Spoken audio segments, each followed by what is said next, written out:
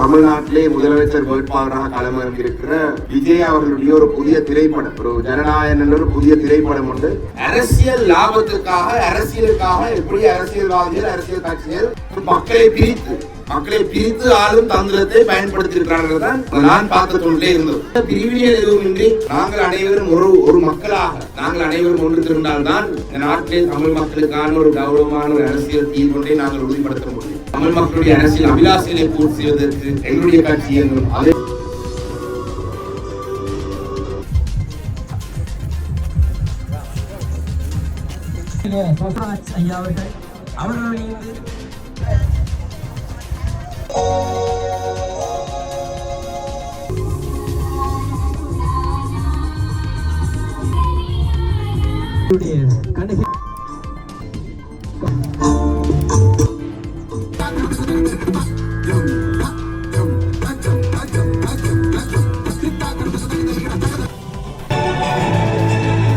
புதிய நிலவர்களையும் பெற்றுச் செல்லுமாறு நிகழ்வினுடைய பிரதம அதிதி மண்மனை தென்னிலப்பேட்டு பிரதேச சபையினுடைய கௌரவ தவிசாளர் சகோதரர் மேயர் வினோராஜ் அவர்கள், அத்தோடு யுனைடெட் நேட்டு கழகத்தினுடைய உறுப்பினர்கள், கண்ணகி இளைஞர் கழகத்தினுடைய உறுப்பினர்கள், கண்ணகி கலை கழகத்துடைய உறுப்பினர்கள், இந்த நிகழ்விலே கலந்து கொண்டிருக்கும் பிரதி அதிபர், ஏனைய அதிதிகள், சிரேஷ்ட ஊடகவியலாளர் ஐயா பேரிவராஜ் அவர்கள், அத்தோடு துறைநிலாவணை வாழ் பொதுமக்கள் அனைவருக்கும் என்னுடைய இனிய மாலை நேர வணக்கத்தையும் சித்திர புது வருட வாழ்த்துக்களையும் இந்த இடத்திலே நான் தெரிவித்துக் கொள்கிறேன்.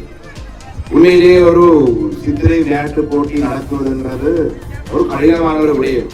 உண்மையிலே இந்த என்னுடைய பிரதேசத்திலே, என்னுடைய மாவட்டத்திலே நானும் பல சந்தர்ப்பங்களிலே சித்திரை புது வருட நிகழ்வுகள், அதே போல கலாச்சார நிகழ்வுகள், கிராம மக்களை ஒன்றுபடுத்துகிற நிகழ்வுகளை செய்வோர்களை நானும் எப்பொழுதும் ஊக்கப்படுத்துறது வல்லமை.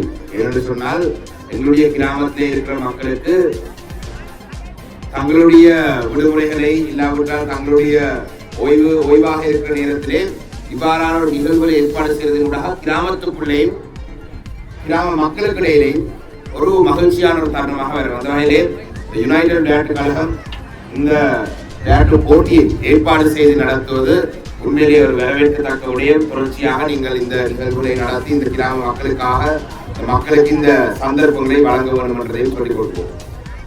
உண்மையிலே இந்த சித்திரை விளையாட்டு போட்டிகள் இப்படியான நிகழ்வுக்கு வந்தால் நான் அரசியல் கருத்துக்கள் சொல்றது குறைவு.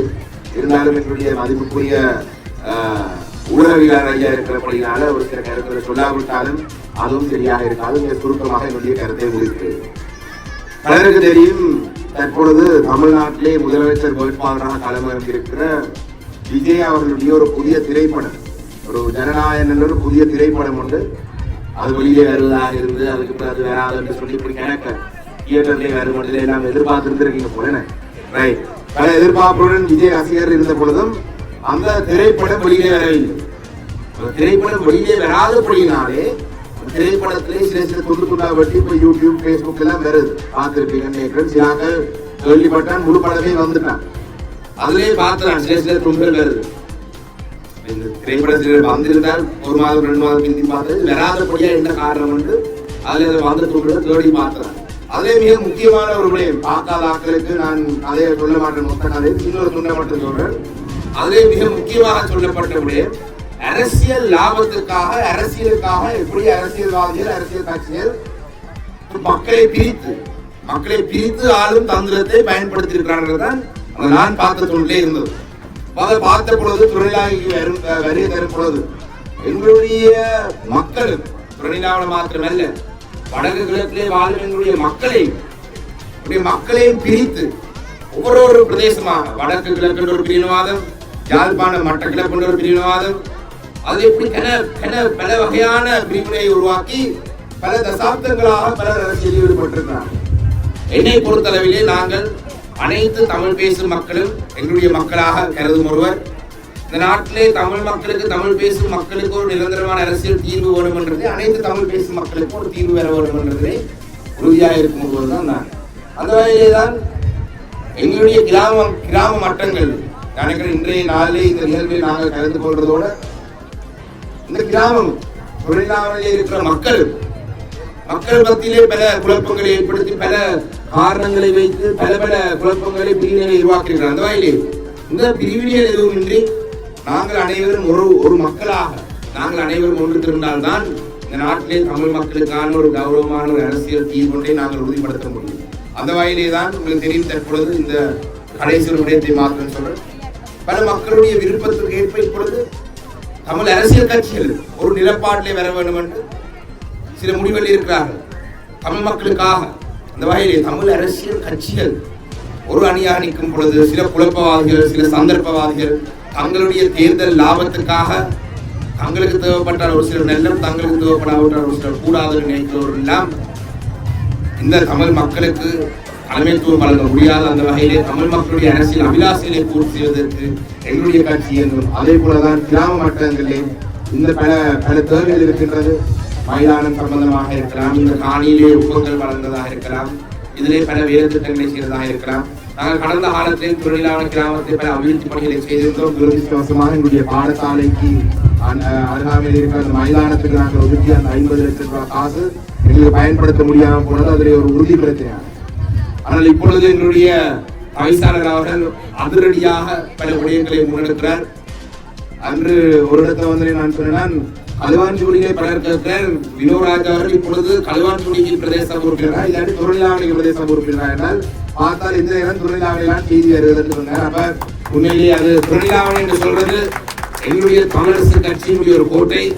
என்னுடைய பாட்டனார் ராசமாணிக்கம் ஐயா இருந்த கால பகுதியிலே இன்று அவர்கள் இருந்தவர்கள் பலர் காலமாகி செல்கிறார்கள். நேற்றும் ஒருவர் நாங்கள் எங்களை விட்டு பிரிந்து சென்றிருக்கிறார். ஆனால் இருந்தாலும் அப்படியாக இருந்த ஒரு கோட்டையாக இருந்த ஒரு பிரதேசம் தொடர்ந்து எங்களுடைய மக்களுடைய பிரச்சனையை பூர்த்தி செய்து கொடுப்பதன் ஊடாக இந்த கிராமம் பிறந்தும் தமிழரசு கட்சியினுடைய ஆதரவான, சாணக்கியனுக்கு ஆதரவான, வினோராஜுக்கு ஆதரவான, எங்களுடைய கௌரவ பிரதேச உறுப்பினர் இளமாறனுக்கு ஆதரவான ஒரு கிராமமாக இருக்க வேண்டும்.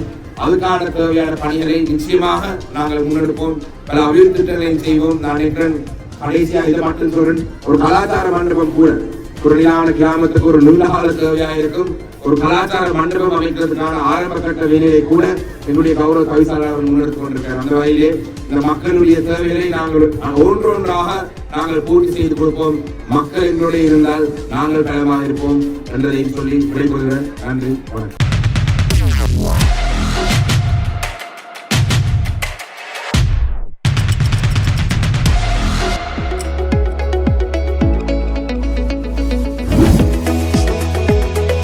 உங்கள் ஸ்டைலுக்கு நேரம் சேர்க்கும் சரியான இடம் டைம் டெல்லர். நீங்க வாட்ச் பிசினஸ் செய்யறவங்களா இல்லாட்டி செய்ய பாக்குறவங்களா, உங்களுக்கு நாங்க பெஸ்ட் விலையில, பெஸ்ட் வாரண்டியோட, பெஸ்ட் ஐட்டங்கள்ல நிறைய மோர் தென் வெரைட்டிஸோட தரத்துக்கு நாங்க ரெடி ஆகிறோம். எங்கள்கிட்ட எல்லா ஐட்டமும் வாரண்டியோடையும் வரும், நல்ல ஐட்டமும் மீக்குது, அதே மாதிரி லோ பிரைஸ்லயும் மீக்குது. ரிட்டைல் எடுக்கணுமெண்டா, ஒர்க்கிங் கஸ்டமரா இருந்தீங்கடா வந்து நீங்க வாங்க, நாங்க ஹோல்சேல் விலைக்கு உங்களுக்கு ரிட்டைல் தருவோம். எங்களோட கடை இருக்குது பெட்டால 2nd Court Street நம்பர் 54 மார்க்கெட்ல, சரியா கந்தரோட்டைக்கு சரியா ஆப்போசிட்ல இருக்குது. கடைக்கு நீங்க சாமான் எடுக்கானி பரவாயில்ல, சும்மா விசிட் பண்ணி பாருங்க. என்னோட கான்டாக்ட் நம்பர் 0768782482418. செய்திகளை உடனுக்குடன் தெரிந்து கொள்ள உடனே சப்ஸ்கிரைப் பண்ணுங்க.